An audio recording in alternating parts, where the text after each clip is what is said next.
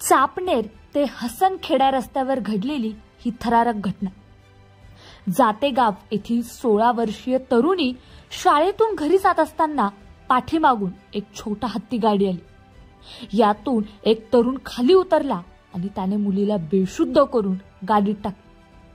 हा सर्व प्रकार जवळच शेतात काम करत असलेल्या शेतकऱ्यांनी पाहिला। मुलीला गाडीत टाकून ही गाडी मनेगाव फाट्याच्या दिशेने भरधाव वेगाने धावत होती। या शेतकऱ्याने हा सर्व प्रकार बघून पोलिसांना आणि अनेक गावकऱ्यांना याची माहिती दिली। ही माहिती मिळताच मनेगाव फाट्यावर या गाडीचा सर्वांनी रस्ता अडवण्याचा प्रयत्न केला, पण ज्या गाडीने ह्या गाडीचा रस्ता अडवण्याचा प्रयत्न केला त्याला या छोट्या हत्ती गाडीने उडवलं। चापनेरच्या दिशेने ही गाडी भरधाव वेगाने निघाली आणि ओरळ फाट्यावर गाडी अडवण्याचा प्रयत्न केला, तर इथे देखील या गाडीने अनेक छोट्या गाड्यांना उडवून दिलं। नंतर हसनखेडा येथेही असाच प्रकार झाला, परंतु तेथे ट्रॅक्टरने गाडी अडवली व मुलीची सुखरूप सुटका केली। मुलगी बेशुद्ध अवस्थेत दिसून आली।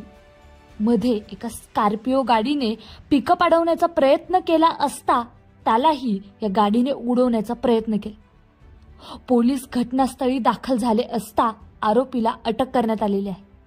पण जर या शेतकऱ्याने वेळ प्रसंगी हा सर्व घटनाक्रम पाहिला नसता तर काय घडलं असतं?